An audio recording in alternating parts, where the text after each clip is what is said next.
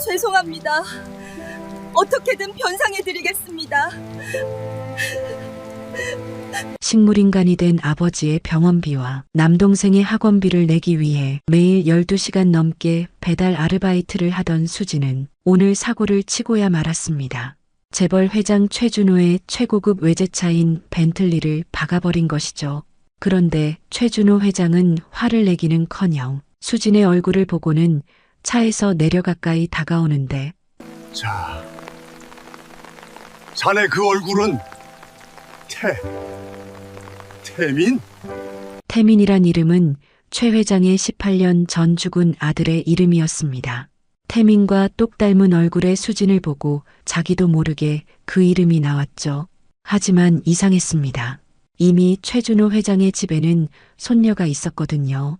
이게 도대체 어떻게 된 일인지 확인하기 위해 최준호 회장은 수진을 데리고 병원으로 가게 됩니다. 과연 이 엇갈린 두 여자의 운명은 어떻게 될까요? 그리고 회장은 어떤 진실을 마주하게 될까요? 지금부터 이야기의 끝까지 함께 하시면서 그 진실을 확인해 주세요. 엇갈린 운명의 이야기를 지금 시작하겠습니다.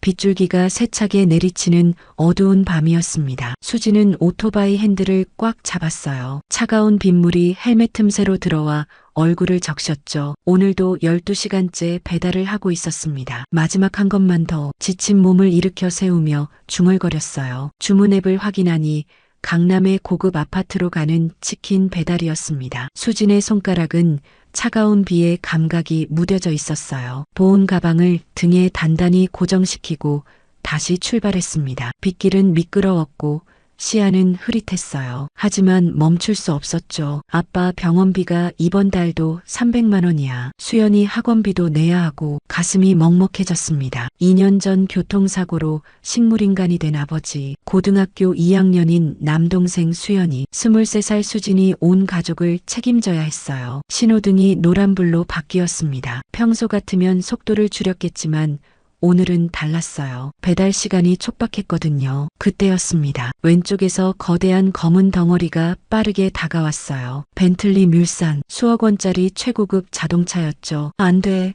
수진이 브레이크를 잡았지만 늦었습니다. 쿵! 엄청난 충격이 온몸을 덮쳤어요. 수진의 작은 스쿠터는 종이처럼 구겨졌습니다. 몸이 공중으로 붕 떠올랐어요. 그 짧은 순간 수진의 머릿속에 많은 생각이 스쳐 지나갔습니다. 아빠, 수연아, 미안해.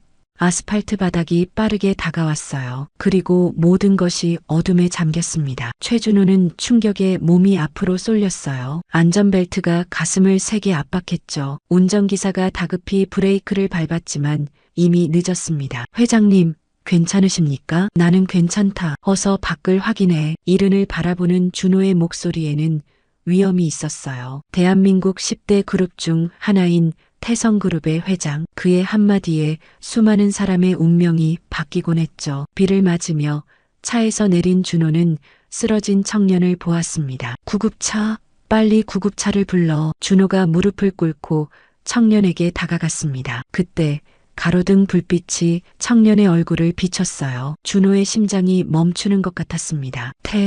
태민아?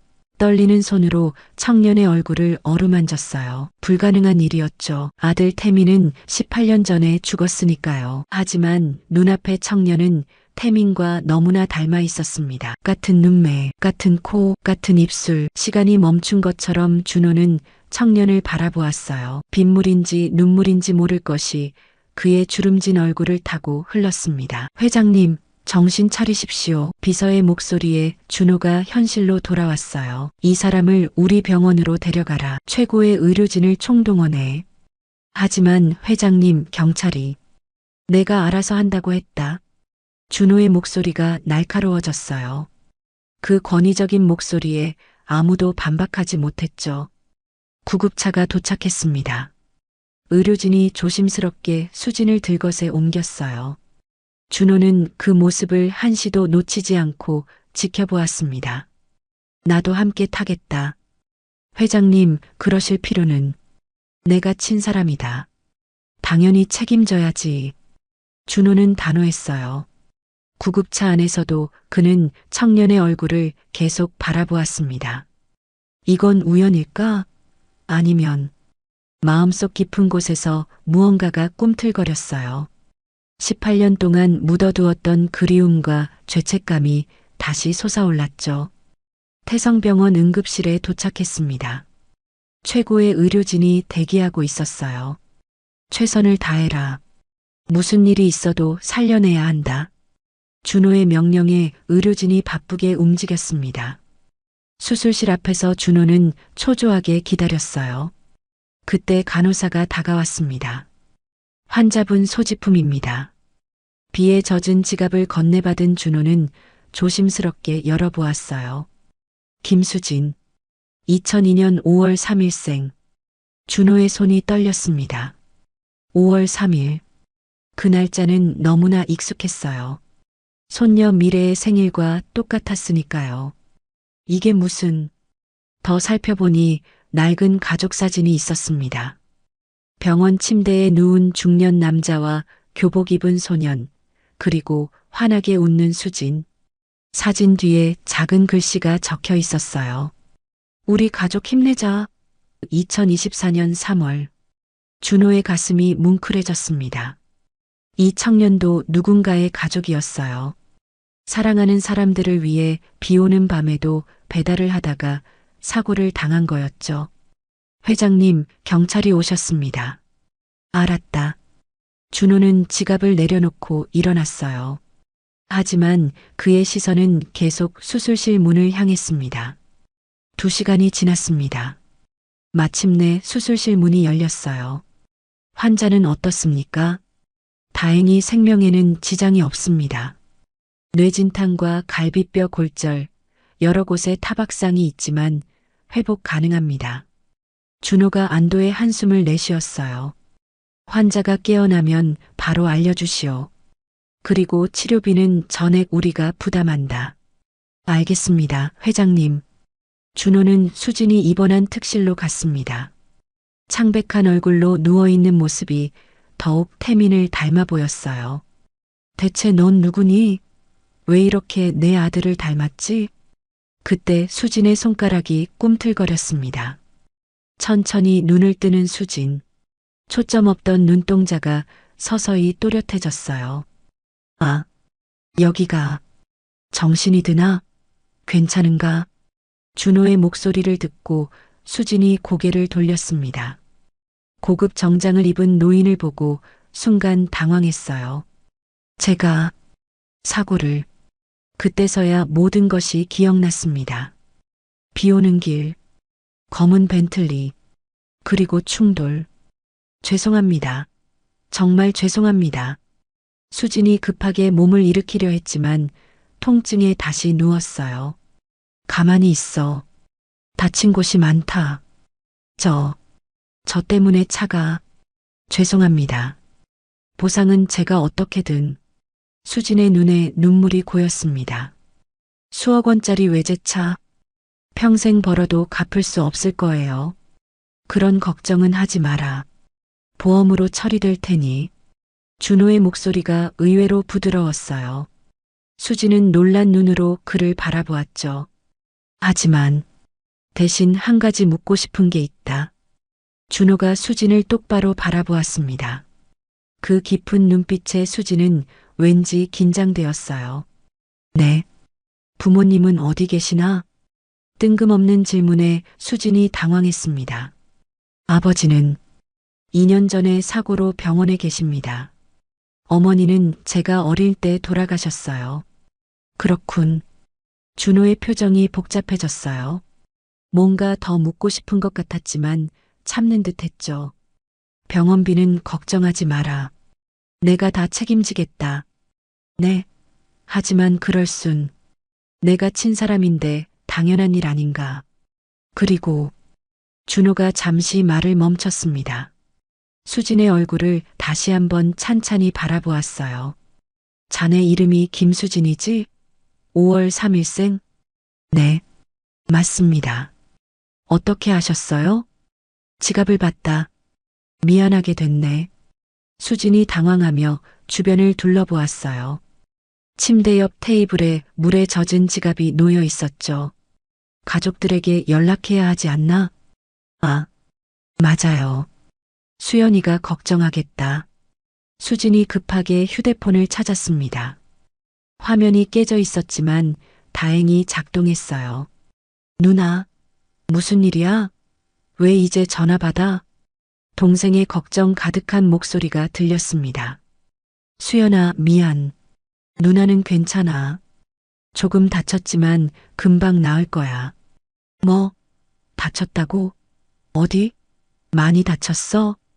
아니야, 정말 괜찮아. 너무 걱정하지 마. 통화하는 모습을 지켜보던 준호의 눈가가 촉촉해졌어요. 저 나이에 부모 대신 동생을 돌보는 청년. 그것도 위험한 배달 일을 하면서.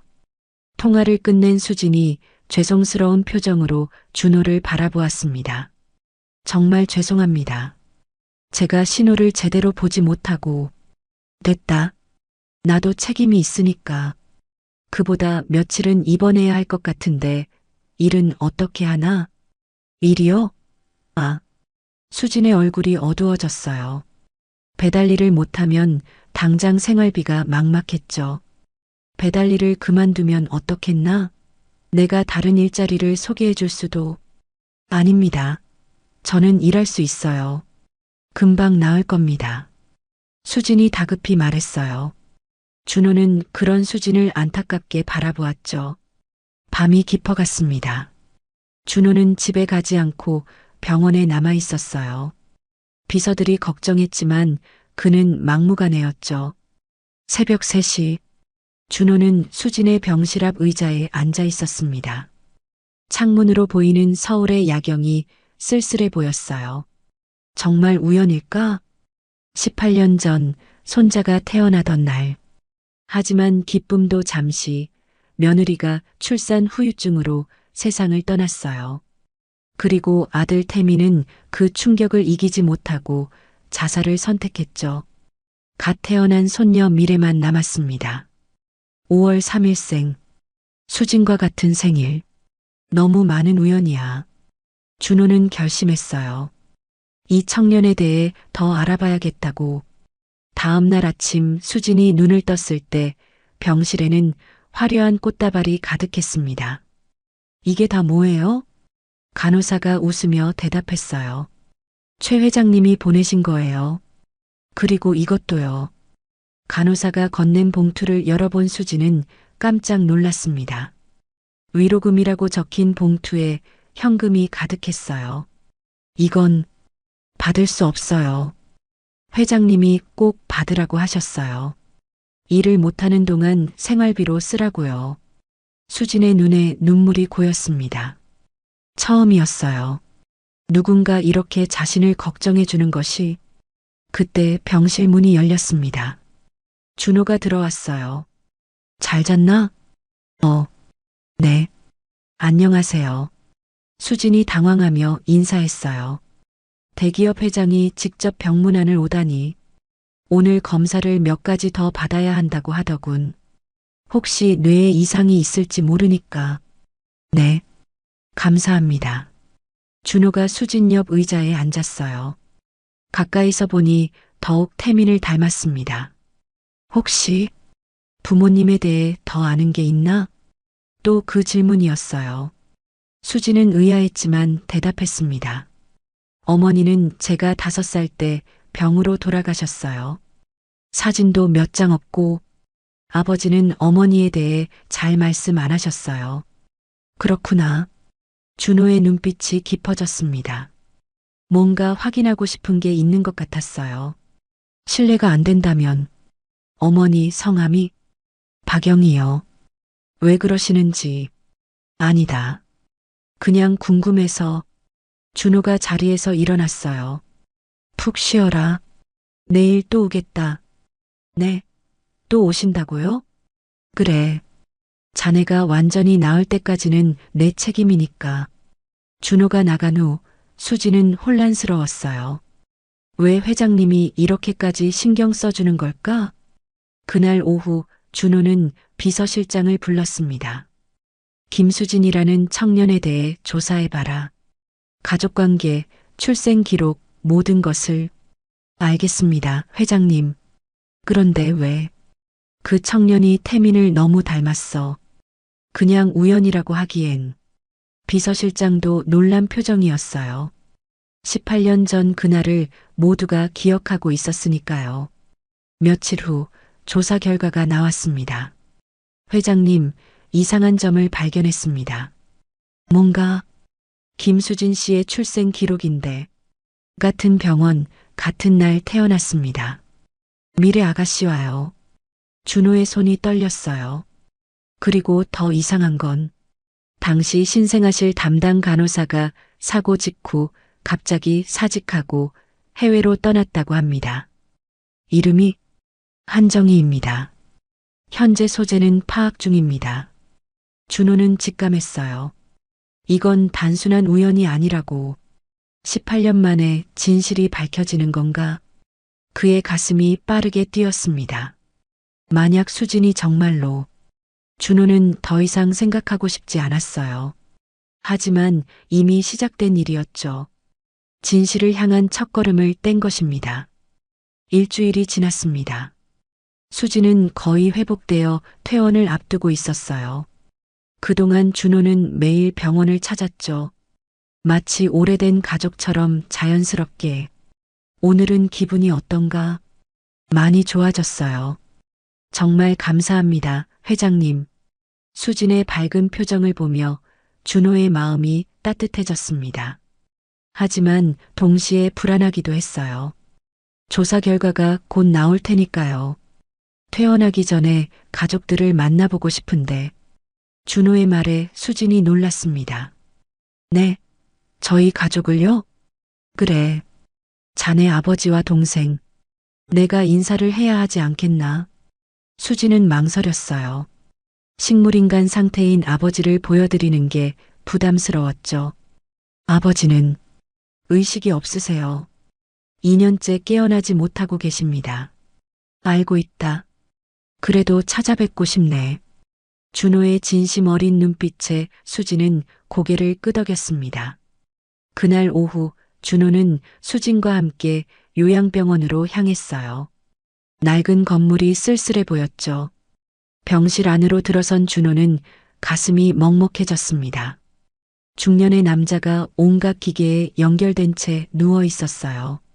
아빠, 저 왔어요. 수진이 아버지의 손을 잡았습니다. 반응은 없었지만 따뜻한 체온이 느껴졌어요. 이분이 최준호 회장님이세요. 제가 사고 났을 때 도와주신 분이에요. 준호가 침대 옆에 앉았습니다. 무언가 말하려다가 그만두었어요. 대신 조용히 기도하는 모습이었죠. 그때 병실 문이 열렸습니다. 누나, 교복을 입은 수연이가 달려왔어요. 18살 소년의 얼굴에는 걱정이 가득했죠. 괜찮아? 정말 다 나은 거야? 그럼. 누나가 얼마나 튼튼한데. 수진이 동생의 머리를 쓰다듬었어요. 그 모습을 보던 준호의 눈가가 촉촉해졌습니다. 수연아, 인사드려. 최준호 회장님이셔. 수연이가 깜짝 놀라며 인사했어요. 안녕하세요. 누나를 도와주셔서 정말 감사합니다. 그래, 공부는 잘하고 있니? 네. 이번에 전교 10등 했어요. 자랑스럽게 말하는 수연이를 보며 준호가 웃었습니다. 밝고 똑똑한 아이였어요. 누나가 일 안 했으면 1등도 할 수 있었는데. 야, 수연아. 수진이 동생을 말렸지만 이미 늦었어요. 수연이의 얼굴이 어두워졌죠. 누나가 나 때문에 고생하는 거 다 알아. 미안해. 그런 소리 하지 마. 누나가 하고 싶어서 하는 거야. 남매의 대화를 듣던 준호의 마음이 아팠습니다.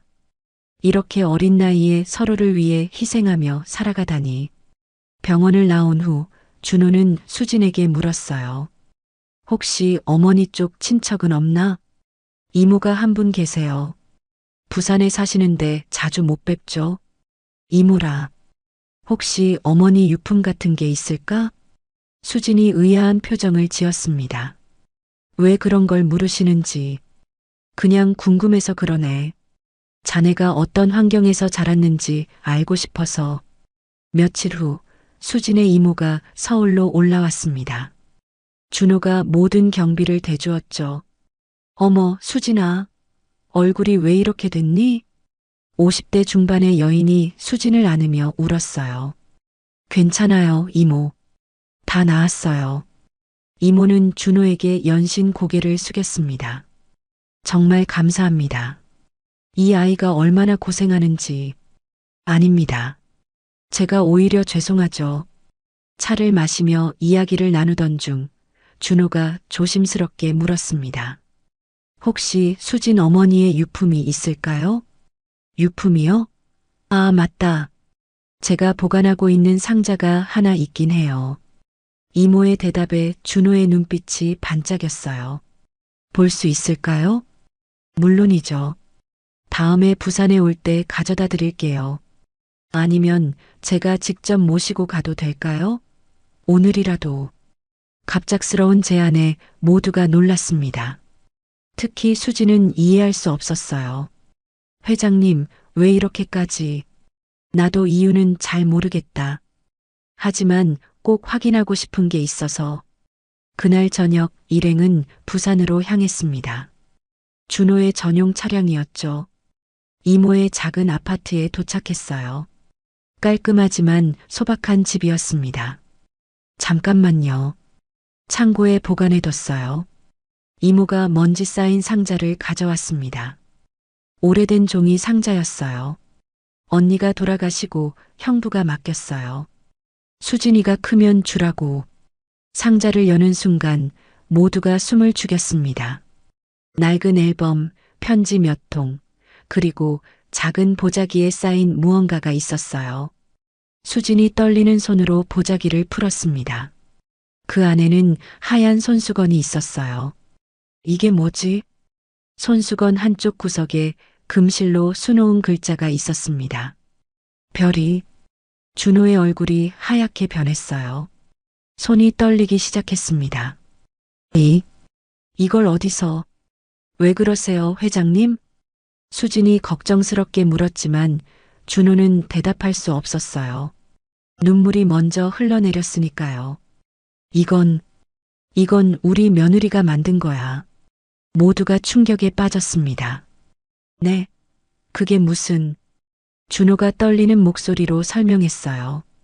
18년 전 우리 며느리가 태교하면서 직접 수놓은 손수건이야.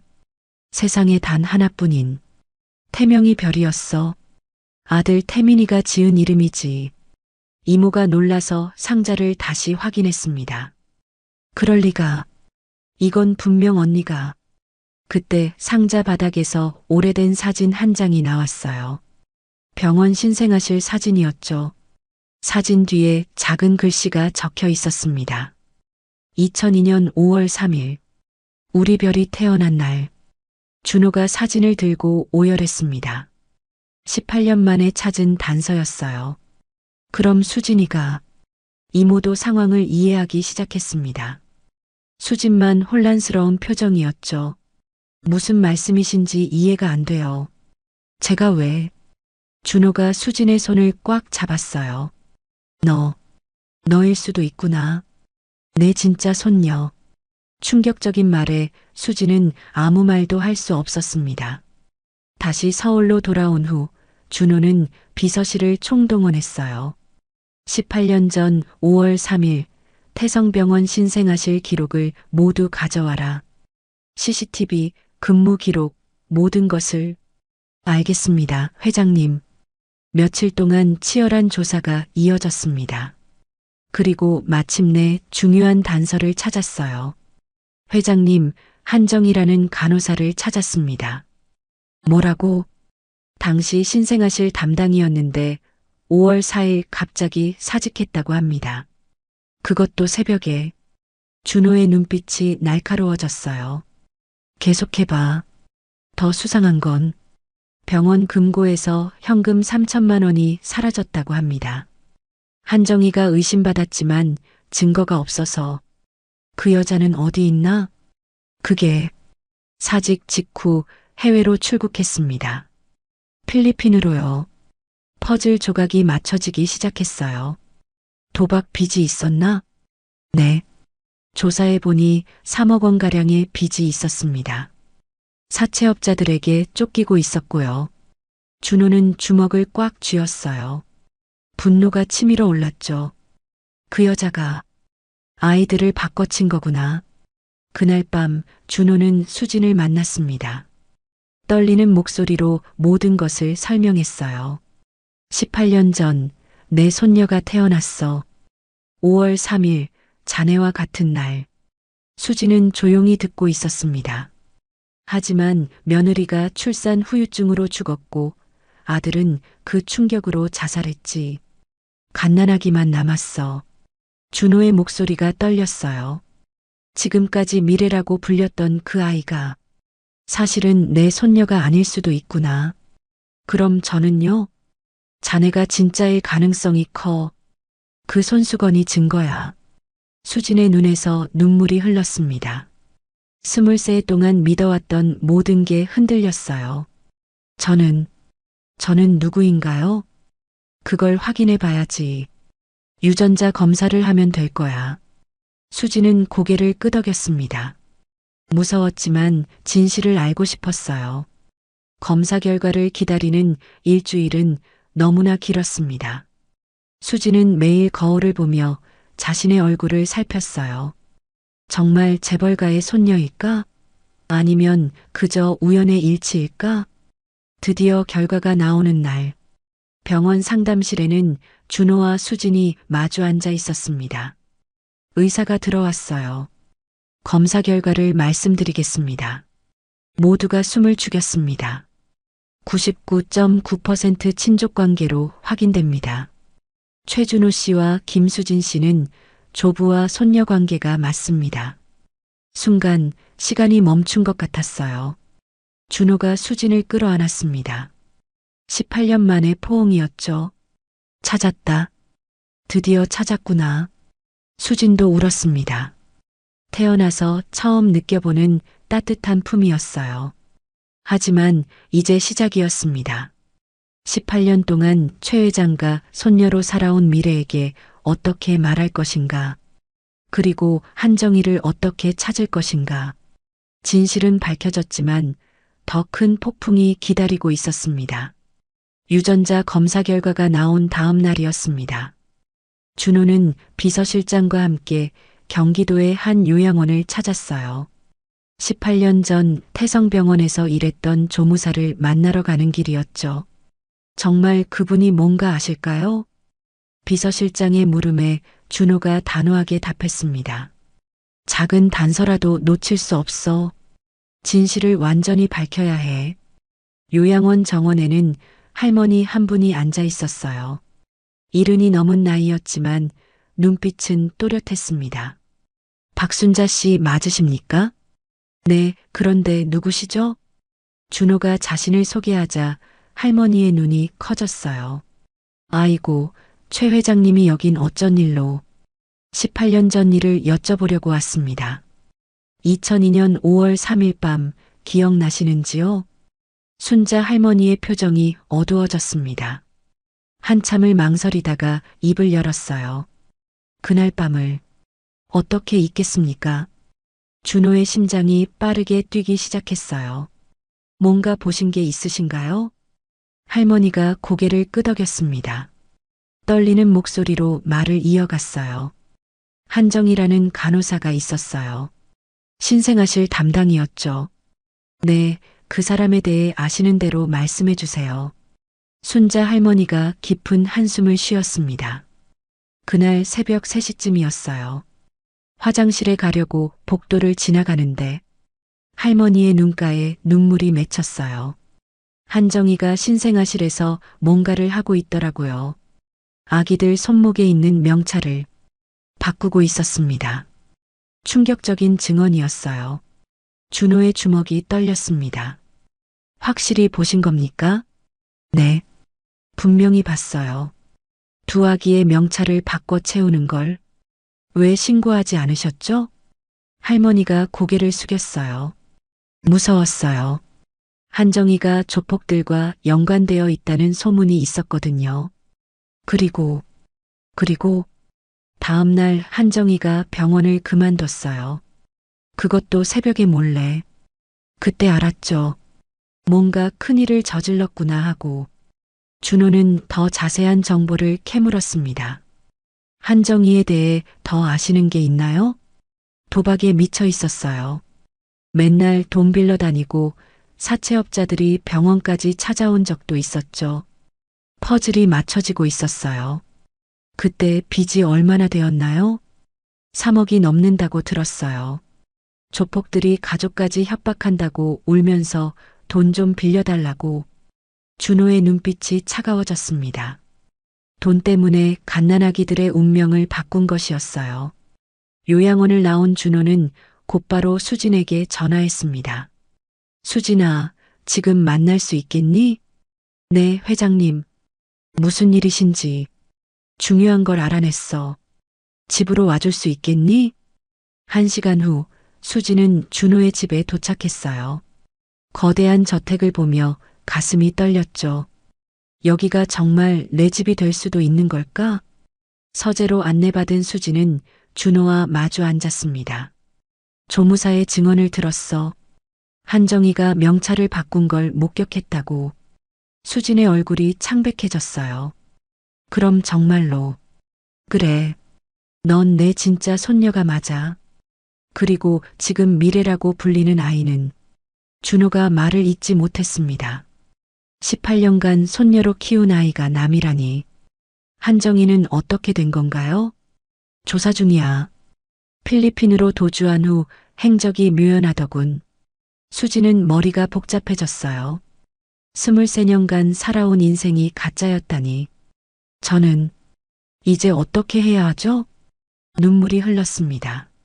준호가 다가와 어깨를 감쌌어요. 천천히 생각하자. 급하게 결정할 건 없어. 그때 서재 문이 열렸습니다. 할아버지, 저 왔어요. 미래가 들어왔어요. 명품 옷을 입은 예쁜 여자아이였죠. 하지만 수진과는 전혀 닮지 않았습니다. 이분은 누구세요? 미래가 수진을 보며 물었어요. 준호의 표정이 굳어졌습니다. 이분은 할아버지가 도와주고 있는 사람이란다. 또 자선 사업이에요? 할아버지는 너무 착하셔. 미래의 말에 수진의 가슴이 아팠어요. 저 자리가 원래 자신의 자리였다는 생각에. 미래가 나간 후 준호가 말했습니다. 미안하다. 아직은 말할 때가 아닌 것 같아서. 괜찮아요. 저도 아직 준비가. 수진은 집으로 돌아왔어요. 낡은 원룸이 더욱 초라해 보였죠.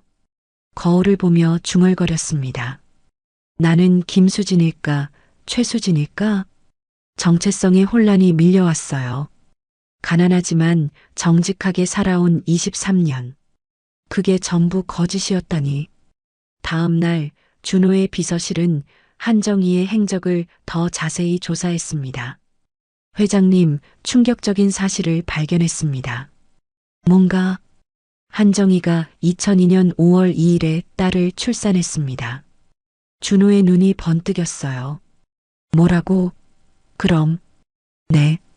다음 날 신생아실에 있던 자기 딸과 회장님 손녀를 바꿔친 것으로 보입니다.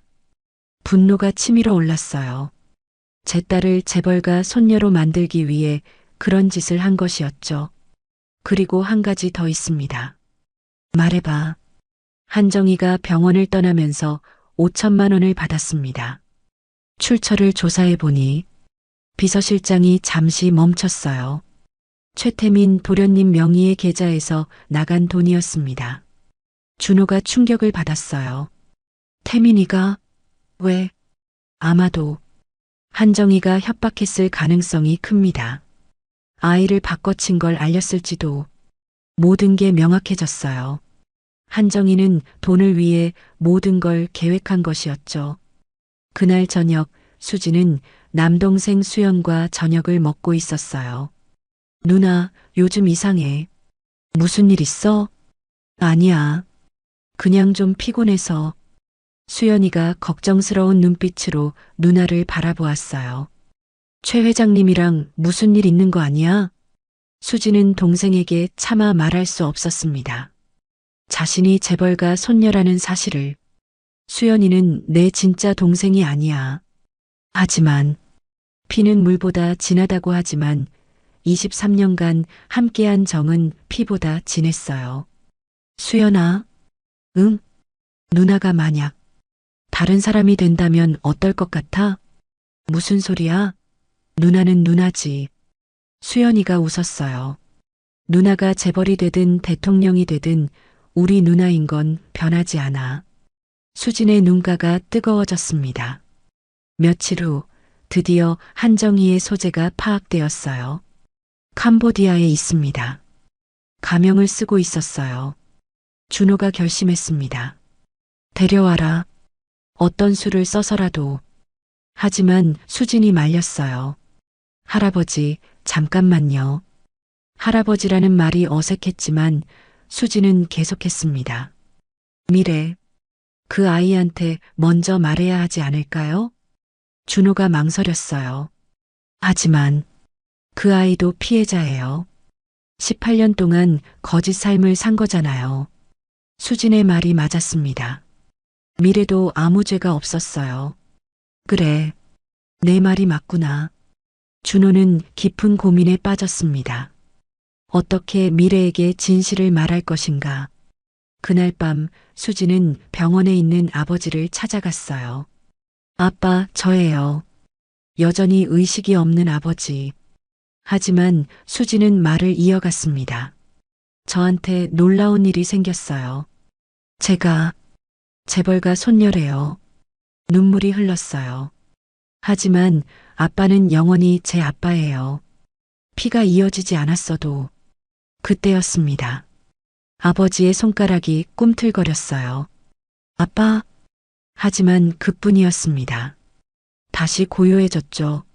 수지는 아버지의 손을 꼭 잡았어요. 제가 누구든 아빠 딸인 건 변하지 않아요. 꼭 일어나서 제 얘기 들어주세요. 진실은 밝혀졌지만 수진의 마음은 더 복잡해졌습니다. 두 개의 정체성 사이에서 갈등하는 수진. 그리고 곧 폭풍이 몰아칠 최가. 모든 것이 변하려 하고 있었어요. 운명의 저녁이 다가왔습니다. 준호는 거실 창문 앞에 서서 정원을 바라보았어요. 18년 동안 손녀로 키운 미래. 오늘 그 아이의 세계가 무너질 것이었죠. 할아버지, 오늘 왜 이렇게 정식으로 저녁을 차리셨어요? 미래가 밝게 웃으며 들어왔습니다. 20살의 예쁜 아가씨였어요. 하지만 그 미소가 곧 사라질 것을 생각하니 준호의 가슴이 찢어졌습니다. 앉거라, 미래야. 할 이야기가 있다. 준호의 무거운 목소리에 미래가 의아한 표정을 지었어요.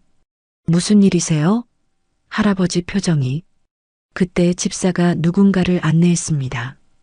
수진이었어요. 저번에 본 그분이네요? 왜? 미래가 당황했습니다. 수진도 긴장한 표정으로 자리에 앉았어요. 준호가 깊은 숨을 들이쉬었습니다. 그리고 천천히 입을 열었어요. 미래야, 이제 진실을 말해야겠구나. 진실이요? 무슨? 18년 전 내가 태어나던 날 있었던 일이다. 미래의 눈빛이 흔들렸어요. 불안한 예감이 스쳐 지나갔죠. 준호는 차분하게 모든 것을 설명했습니다. 한정이라는 간호사, 바뀐 명찰, 그리고 유전자 검사 결과까지. 설명이 길어질수록 미래의 얼굴은 하얗게 변해갔어요. 그럼 제가. 미래의 목소리가 떨렸습니다. 미안하다, 미래야. 하지만 수진이가 내 진짜 손녀다. 순간 정적이 흘렀어요. 그리고 폭발했습니다. 거짓말이에요. 이런 거짓말을 왜 하세요? 미래가 소리쳤어요. 눈물이 쏟아졌죠. 18년이에요. 18년 동안 저는 할아버지 손녀였어요. 미래야. 아니에요. 인정할 수 없어요. 미래가 벌떡 일어났습니다. 온몸이 떨리고 있었어요. 수진이 조심스럽게 말했습니다. 미래 씨, 저도 힘들어요. 하지만 당신은 뭐예요? 갑자기 나타나서 내 인생을 빼앗아가는 도둑이잖아요. 미래의 날카로운 말에 수진도 상처받았어요. 하지만 이해할 수 있었습니다. 내가 도둑이라면 18년 전에 훔쳐간 거예요. 이제 돌려받는 것 뿐이고요. 수진의 담담한 말에 미래가 더욱 격분했습니다. 감히 어떻게? 미래가 수진에게 달려들려 했지만 준호가 막았어요. 그만해라, 미래야. 이건 누구의 잘못도 아니다. 할아버지도 저를 버리시는 거예요? 가짜라서? 미래의 절규에 준호의 눈에서도 눈물이 흘렀습니다. 아니다. 넌 여전히 내 손녀야. 피는 이어지지 않았어도 필요 없어요. 그런 동정 따위. 미래가 거실을 뛰쳐나갔습니다. 문이 쾅 닫히는 소리가 집안에 울렸어요. 남겨진 준호와 수지는 한참 동안 말이 없었습니다. 죄송해요. 제가 나타나서. 수진이 작게 말했어요. 내 잘못이 아니다. 이건 언젠가는 밝혀져야 할 진실이었어. 준호가 지친 표정으로 말했습니다. 미래는 어떻게 되는 거예요? 내가 끝까지 책임질 거다. 해외 유학을 보낼 생각이야. 새로운 환경에서 새 출발을 하도록. 수지는 고개를 끄덕였어요. 그게 최선인 것 같았죠. 며칠 후 미래는 호주로 떠났습니다. 준호가 마련한 집과 충분한 생활비를 가지고 공항에서 미래는 준호를 차갑게 바라보았어요. 언젠가는 용서하겠지만 지금은 아니에요. 알고 있다. 건강하게 지내라. 미래가 돌아섰습니다. 한 번도 뒤돌아보지 않고 게이트로 들어갔어요. 준호는 그 뒷모습을 오래 바라보았습니다. 18년의 정이 이렇게 끝나는구나. 수지는 며칠 뒤 준호의 집으로 이사했어요. 하지만 마음은 무거웠죠. 이 방이 내 방이다. 준호가 안내한 방은 궁전 같았어요. 수진이 살던 원룸 10개는 들어갈 크기였죠. 너무 커요. 익숙해질 거다. 그리고 이건 내 새 신분증이야. 준호가 건넨 서류를 보고 수진은 놀랐어요. 최수진. 새로운 이름이 적혀 있었습니다. 이제 넌 최수진이다. 태성그룹의 후계자야. 하지만 수진은 고개를 저었어요. 할아버지, 저는 그냥 상속자가 되고 싶지 않아요. 무슨 말이냐? 수진이 진지한 표정으로 말했습니다. 저는 23년 동안 배달하며 살았어요. 얼마나 많은 라이더들이 힘들게 사는지 봤죠. 준호가 귀를 기울였어요. 그 사람들을 돕고 싶어요. 라이더스 유니온이라는 협동조합을 만들고 싶습니다. 협동조합? 네. 배달원들의 권익을 보호하고 복지를 향상시키는 회사요. 준호의 눈빛이 반짝였습니다. 단순히 부를 누리려는 게 아니라 남을 돕겠다는 손녀가 자랑스러웠어요. 좋은 생각이다. 내가 돕겠다. 정말요? 그래. 하지만 먼저 경영을 배워야 해. 내가 직접 가르치겠다. 수진의 얼굴이 밝아졌어요. 그날 저녁 수진은 동생 수연에게 전화했습니다. 수연아, 누나가 할 말이 있어. 응, 뭔데? 수진은 모든 것을 설명했어요. 자신이 재벌가 손녀라는 것, 그리고 새로운 집으로 이사한다는 것. 전화기 너머로 한참 침묵이 흘렀습니다. 수연아, 거기 있어? 누나, 장난이지? 아니야. 진짜야. 또 침묵이었어요. 그러다가 수연이가 말했습니다. 그럼 나는 이제 누나 동생이 아닌 거야? 수진의 가슴이 찢어졌어요. 바보야. 넌 영원히 내 동생이야. 정말? 당연하지. 너도 같이 이사 가는 거야. 좋은 환경에서 공부할 수 있어. 수연이의 목소리가 밝아졌어요. 대박. 진짜? 나도 가도 돼? 그럼. 최준호 할아버지도 허락하셨어. 실제로 준호는 수연이도 가족으로 받아들이기로 했어요. 수진에게 소중한 존재니까요. 이사하는 날이 왔습니다. 작은 짐을 들고 저택에 들어서는 수연이의 눈이 휘둥그레졌어요. 와, 여기가 진짜 우리 집이 돼? 응. 앞으로 여기서 살 거야. 수연이가 넓은 정원을 뛰어다녔습니다. 행복해하는 동생을 보며 수진도 미소 지었어요. 이제 수연이가 고생하지 않아도 돼. 그날 밤 수진은 병원에 있는 아버지를 찾아갔습니다. 아빠, 저예요. 이제 저희가 좋은 곳으로 이사했어요. 여전히 반응이 없는 아버지. 하지만 수진은 계속 말했어요. 수연이가 이제 마음껏 공부할 수 있게 됐어요. 아빠가 깨어나시면 깜짝 놀라실 거예요. 수진이 아버지의 손을 꼭 잡았습니다. 아빠도 더 좋은 병원으로 옮겨드릴게요. 꼭 깨어나세요. 다음 날부터 수진은 준호에게 경영을 배우기 시작했어요. 기업은 사람이다. 돈만 쫓으면 결국 무너진다. 준호의 가르침은 따뜻했습니다. 내가 만들려는 라이더스 유니온도 마찬가지야. 진심으로 사람을 위하는 마음이 있어야 해. 수진은 열심히 배웠어요. 낮에는 공부하고 저녁에는 사업 계획을 세웠죠. 한 달이 지났습니다.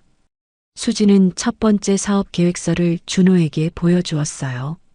배달원들을 위한 쉼터를 만들고 싶어요. 비를 피할 곳도 잠깐 쉴 곳도 없거든요. 좋은 생각이다. 그리고 사고 보험도 지원하고 자녀 장학금도 만들고 싶어요. 준호는 손녀가 자랑스러웠습니다. 부자가 된다고 마음까지 부자가 되는 건 아닌데 수진은 달랐어요. 수진아. 네. 내가 정말 내 손녀가 맞구나. 너무 자랑스럽다. 수진의 눈가가 붉어졌어요. 새로운 삶이 시작되었습니다. 하지만 수진은 잊지 않았어요. 자신이 어디서 왔는지, 그리고 무엇을 해야 하는지. 가난했던 배달원 김수진은 사라졌지만 배달원들을 위한 최수진이 태어났습니다. 이것이 진정한 새로운 시작이었어요. 6개월이 흘렀습니다. 수진은 매일 새벽 5시에 일어났어요. 경영 공부와 사업 준비를 동시에 하느라 잠잘 시간도 부족했죠. 오늘은 투자자들을 만나는 날이구나. 준호가 아침 식사를 하며 말했습니다. 네. 긴장돼요. 제가 잘할 수 있을까요? 자신감을 가져라. 내 진심은 분명 전달될 거야. 수진은 고개를 끄덕였어요. 하지만 손은 여전히 떨리고 있었죠. 회의실에는 10명의 투자자들이 앉아 있었습니다. 모두 날카로운 눈빛으로 수진을 바라보았어요. 안녕하세요. 저는 라이더스 유니온의 대표 최수진입니다. 수진이 발표를 시작했어요. 저는 3년 동안 직접 배달을 했습니다. 비 오는 날도 눈 오는 날도 쉬지 않았어요. 투자자들의 표정이 조금씩 바뀌기 시작했습니다. 하루 12시간씩 일해도 월 200만 원 벌기 힘들었습니다. 병원비는 고사하고 방세 내기도 빠듯했죠. 수진의 목소리에 진심이 묻어났어요. 라이더스 유니온은 단순한 배달 플랫폼이 아닙니다. 배달원들의 삶을 바꾸는 희망입니다. 한 투자자가 물었습니다. 구체적으로 뭐가 다른가요? 첫째, 수수료를 절반으로 낮춥니다. 둘째, 모든 라이더에게 상해보험을 무료로 제공합니다. 셋째, 자녀 교육비를 지원합니다. 그럼 수익은 어떻게 내죠? 날카로운 질문이었어요. 하지만 수진은 준비가 되어 있었습니다. 광고 수익과 프리미엄 서비스로 충당합니다. 그리고 수진이 잠시 멈췄어요. 그리고 힘있게 말했습니다. 돈만 보고 사업하지 않습니다. 사람을 보고 합니다. 회의실이 조용해졌어요. 그러다가 한 투자자가 박수를 쳤습니다. 이어서 다른 사람들도 박수를 쳤어요. 투자하겠습니다. 저도요. 저도 동참하겠습니다. 수진의 눈에 눈물이 고였어요. 드디어 시작이었습니다. 그날 저녁 수진은 병원으로 달려갔습니다. 아빠, 제가 해냈어요. 여전히 누워있는 아버지 앞에서 수진은 기쁨을 나눴어요. 이제 정말 시작이에요. 아빠가 깨어나시면 보여드릴게요. 1년이 지났습니다. 라이더스 유니온은 빠르게 성장했어요.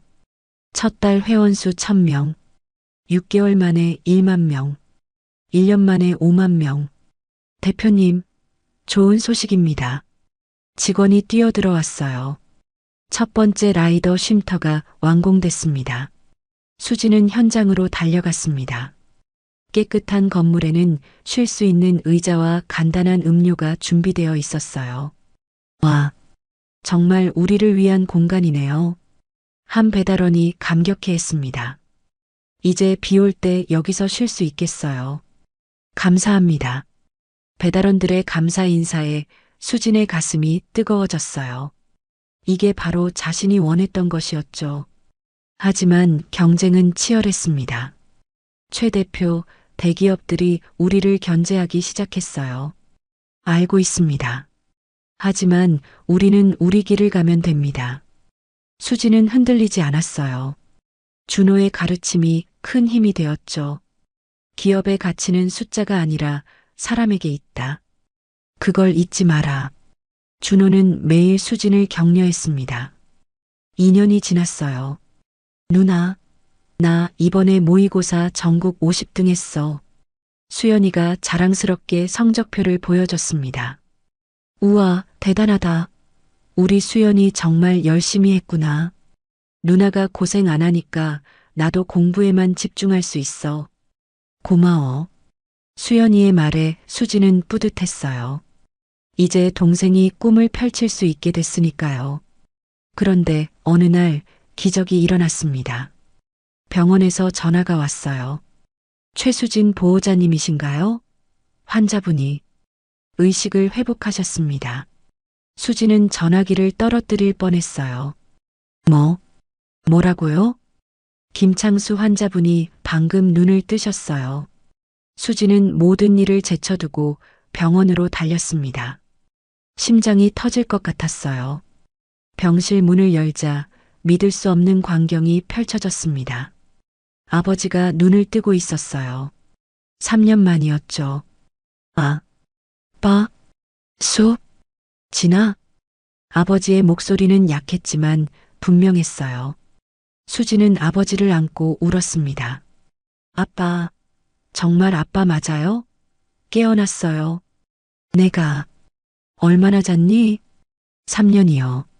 3년 동안 잠들어 계셨어요. 아버지의 눈에도 눈물이 고였습니다. 미안하다.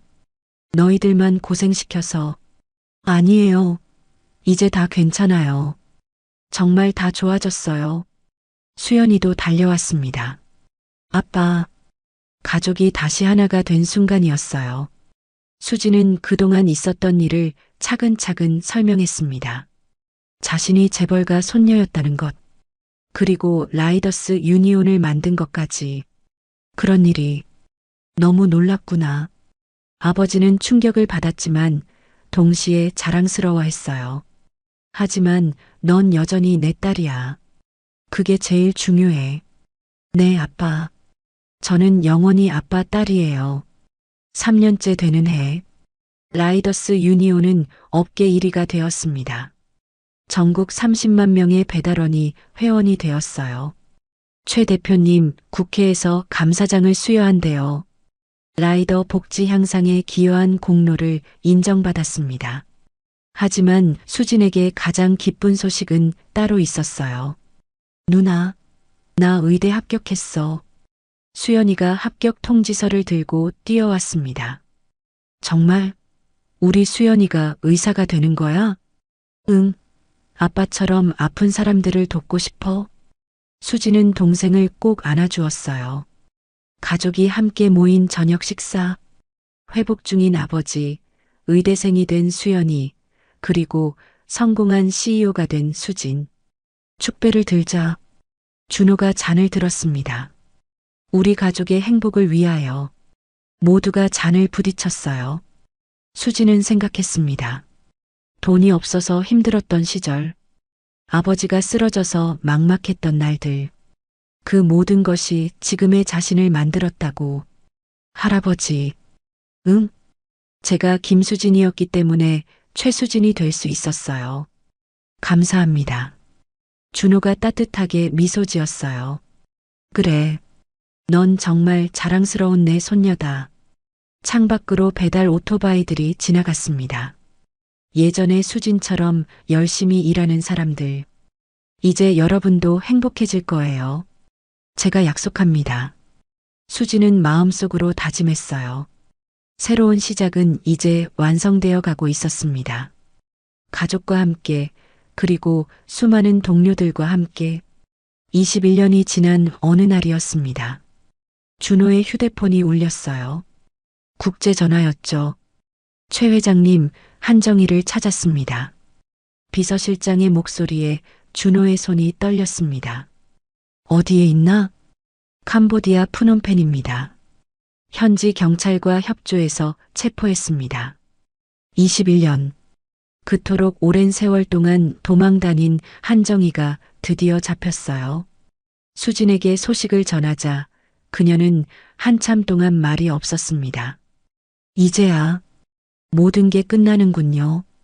그래, 이제 진짜 끝이다. 일주일 후 한정희가 한국으로 송환되었어요. 경찰서 조사실. 머리가 하얗게 센 한정희가 고개를 숙이고 있었습니다. 21년 전 왜 그런 짓을 했습니까? 형사의 질문에 한정희가 떨리는 목소리로 답했어요. 도박빚이 3억이 넘었어요. 조폭들이 딸을 죽이겠다고. 그녀의 눈에서 눈물이 흘렀습니다. 그날 밤 제 딸이 태어났어요. 그리고 최 회장과 손녀도. 한정희가 울먹이며 자백했습니다. 미친 생각이었어요. 명찰을 바꾸면 제 딸이 부자로 살 수 있을 거라고. 모든 것을 털어놓은 한정희. 그녀도 피해자였을까요? 아니면 가해자였을까요? 최 회장님께, 그 아이에게 정말 죄송합니다. 한정희는 결국 징역 10년을 선고받았어요. 21년의 도피 생활도 형벌이었지만 법의 심판은 피할 수 없었죠. 그런데 놀라운 일이 일어났습니다. 호주에서 편지가 왔어요. 미래였습니다. 준호는 떨리는 손으로 편지를 열었어요. 할아버지께. 3년이 지났습니다. 이제야 편지를 쓸 용기가 생겼어요. 처음엔 정말 미웠어요. 세상이 무너지는 것 같았죠. 하지만 시간이 지나면서 깨달았습니다. 할아버지가 저를 18년 동안 사랑해 주신 건 진짜였다는 걸요. 저는 이곳에서 새로운 삶을 시작했어요. 대학에서 사회복지를 공부하고 있습니다. 언젠가 한국으로 돌아가면 저처럼 정체성 혼란을 겪는 아이들을 돕고 싶어요. 수진 언니에게도 전해주세요. 미안하다고. 그리고 고맙다고. 언니가 없었다면 할아버지도 저도 평생 거짓 속에 살았을 거예요. 사랑합니다, 할아버지. 미래올림. 준호는 편지를 읽으며 울었습니다. 미래가 이렇게 성숙해졌다니. 수진도 편지를 읽고 눈물을 흘렸어요. 미래가 정말 멋지게 컸네요. 그래. 너희 둘 다 자랑스럽다. 시간은 흘러 라이더스 유니온 신사옥 오픈식 날이 되었습니다. 수천 명의 배달원들이 모였어요. 정부 관계자들도 왔고 언론사 기자들도 가득했죠. 이제 리본 커팅을 하겠습니다. 수진이 가위를 들었습니다. 옆에는 준호와 아버지, 그리고 의사 가운을 입은 수연이 서 있었어요. 찰칵! 리본이 끊어지고 박수가 터졌습니다. 사람들이 건물 안으로 들어갔어요. 그런데 로비에 특별한 전시물이 있었습니다. 찌그러진 벤틀리 범퍼와 부서진 스쿠터. 사람들이 의아해하며 바라보았어요. 수진이 마이크를 잡았습니다. 여러분, 이것은 4년 전 제가 탔던 스쿠터입니다. 청중이 조용해졌어요. 비 오는 밤 마지막 배달을 하다가 사고가 났죠. 그때 저는 절망했어요. 수진의 목소리가 떨렸습니다. 하지만 그 사고가 제 인생을 바꿨습니다. 진짜 가족을 찾게 해줬고 여러분과 함께 할 수 있게 해줬어요. 사람들의 눈가가 촉촉해졌습니다. 불행처럼 보였던 사고가 진정한 가족을 찾게 해준 기적의 시작이었습니다. 수진이 준호를 바라보았어요. 준호도 미소로 화답했죠. 라이더스 유니온은 단순한 회사가 아닙니다. 우리 모두의 가족입니다. 박수가 터져 나왔어요. 오늘부터 이곳은 모든 배달원들의 집입니다. 언제든 오세요. 쉬고 싶을 때, 힘들 때, 기쁠 때도요. 한 배달원이 소리쳤습니다. 최수진 대표님 만세. 라이더스 유니온 만세. 함성이 건물을 가득 메웠어요. 그날 저녁 가족들이 모여 만찬을 했습니다.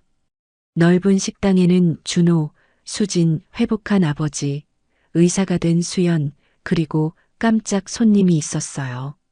미래야. 호주에서 돌아온 미래였습니다. 3년 만에 재회였죠. 할아버지, 언니. 미래가 수진을 안았어요. 미안해요. 그때 너무 심한 말을 했어요. 아니야. 나라도 그랬을 거야. 두 자매가 포옹했습니다. 피는 이어지지 않았지만 진짜 자매가 된 순간이었어요. 준호가 잔을 들었습니다. 오늘은 특별한 날이다. 우리 가족이 진짜 가족이 된 날이니까. 모두가 잔을 들었어요.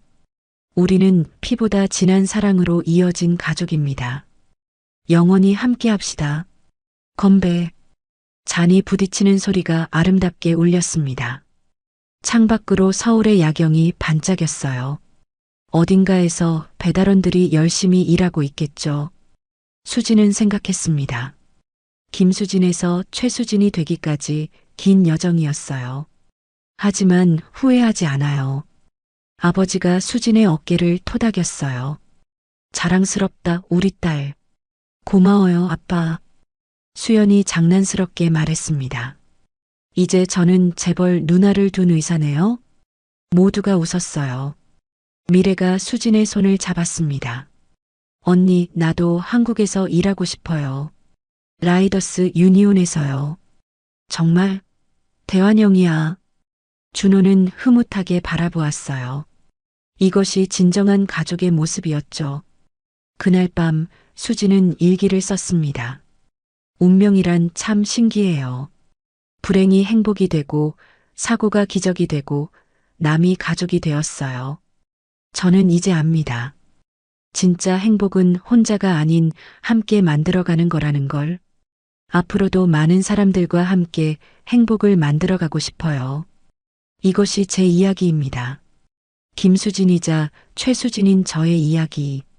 펜을 내려놓은 수진은 창밖을 바라보았어요. 별이 빛나는 밤하늘.